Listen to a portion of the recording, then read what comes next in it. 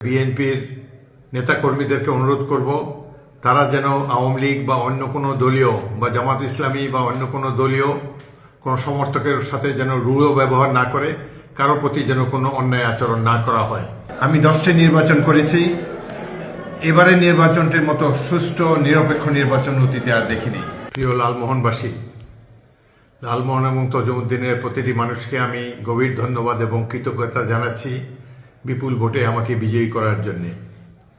এই মুহূর্তে আমি আমাদের এই দুই উপজেলার সম্মানিত বাসিন্দাদেরকে অনুরোধ করে বলতে চাই, পরাজিত শক্তি আওয়ামী লীগ ক্ষমতা থেকে নির্বাসিত, তাদের নেতারা ভারতে পলাতক জীবনযাপন করছেন। তারপরও এই দেশের মানুষ অনেক আওয়ামী লীগেরও আমাদেরকে ভোট দিয়ে বিজয়ী করেছে।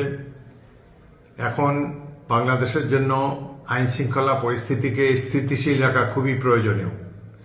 আমি লালমোহন তজুমুদ্দিনের প্রত্যেক নাগরিককে অনুরোধ করব, বিশেষ করে বিএনপির নেতাকর্মীদেরকে অনুরোধ করব, তারা যেন আওয়ামী লীগ বা অন্য কোনো দলীয় বা জামাত ইসলামী বা অন্য কোনো দলীয় কোনো সমর্থকের সাথে যেন রূঢ় ব্যবহার না করে, কারো প্রতি যেন কোনো অন্যায় আচরণ না করা হয়।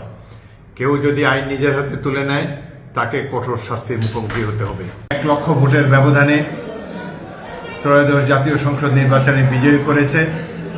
এটি আমার জন্য একটি বিশাল অর্জন বলে আমি মনে করি।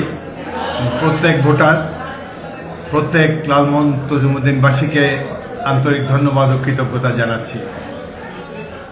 নির্বাচনের আগে এই নির্বাচনটি আমার জন্য ছিল 10ম নির্বাচন। আমি এই নির্বাচনে অতীতের নির্বাচনের মতো পরিশ্রম করতে পারি নাই।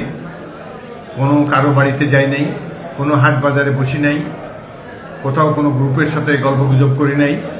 শুধুমাত্র মিটিংয়ে বক্তব্য রেখেছি এবং চলে এসেছি। এবারের অনেক নতুন ভোটার হয়েছে। সারা দেশে 4 কোটি তরুণ ভোটার প্রথমবারের মতো ভোটার হয়েছে। এদের অনেকেই যুবক, আমাকে কখনো দেখে নেই, তাদের সাথে আমারও কখনো দেখা হয়নি।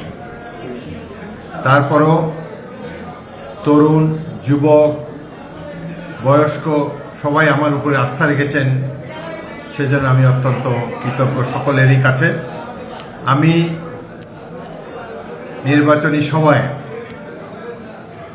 বলেছি যে আপনারা আমাকে দেখে ভোট দিবেন।